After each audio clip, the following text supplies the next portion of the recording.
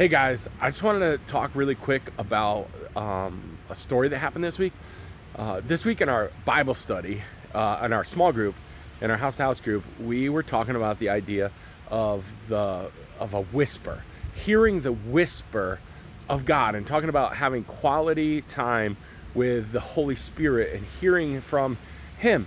And it was the funniest thing ever. And I know what happens at house to house is supposed to stay at house to house, and so I'm not going to tell any personal stories. But the funny thing was, we were talking about this contemplative, quiet idea of hearing personally from the Holy Spirit, and we had 11 kids in the house and 5 adults.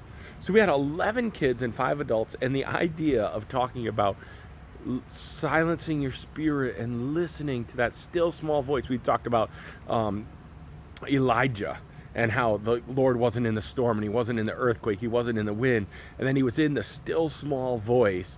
And that's where Elijah heard from the Lord, and how there's just, when God has things he wants to say, that in order to hear them, you have to get out from the crowd and you have to get into that quiet place where he'll speak to you through the whisper. And some of the most important things that are ever said are said as a whisper in a place of intimate communication. And so for us in that small group, it was kind of like, yeah, right.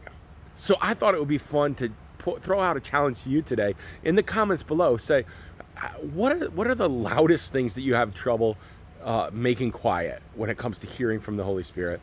And what things have you learned through the years that are ways for you to hear from the Holy Spirit, to get in that quiet place? Maybe it's not even a quiet place. What are the ways that you've learned to be attentive and listen? So give a brief comment below, and we can all learn from one another, all right? Hey, God bless you. Thanks for listening, and keep growing.